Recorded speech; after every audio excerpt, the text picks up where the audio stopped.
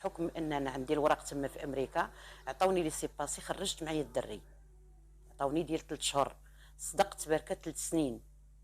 ديك 3 سنين ما صوبت لا وراق لا والو. امريكا طالبه موافقه ديال الاب والطلاق ديالي. والاب هربان، انت ما عارفه شنو غيتجبر. قلت انا غنبقى هنا، غنضيع الولد وغنضيع ليه مستقبله. رجع للمغرب.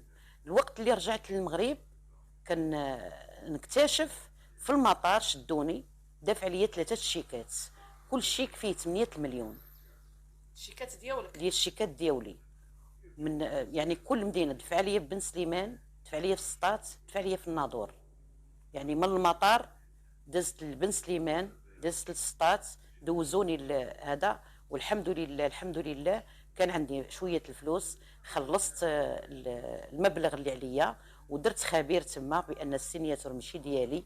درت خبير وقالوا لي المهم الوقت اللي غادي تلقايه زعما علمي. مشيت التجأت للقضاء. اول حاجه اللي بديت بها بديت بالطلاق. طلاق يعني ملي كنمشي نطلق كنجي نشوف الادريسه ما عنديش. مشيت لدار عائلته في تيفلت، لقيتهم تحولوا. مشيت للمكناس ما كنلقى حتى واحد.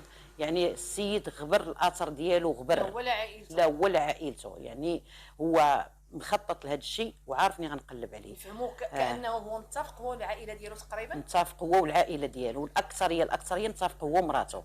يعني الوقت اللي كنقلب ما كنلقاش. عندي كل شيء بالدلائل. يعني شحال من خطره كان باش نطلق، عي باش نطلق ما بقيت باغا منه حتى شي حاجه.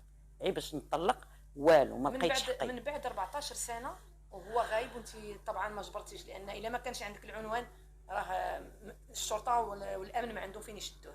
هذه حاجه طبيعيه خصك تقلبي عليه. اذا من بعد هاد 14 سنه سيداتي، كيفاش حتى عاوتاني رجع؟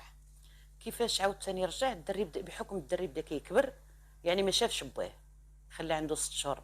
وليت واحله مع داك الدري صغير، كنت غالبه عليه. بشويه بشويه الدري بحكم المدرسه كيسمع الدراري، كيشوف الاباء ديالهم، كيجيني مأزم، كيبدا يبكي، كيقول لي ما عنديش بابا. كنقول لي راه باباك كاين. كبر، ولات عنده ديك 14 عام، ولا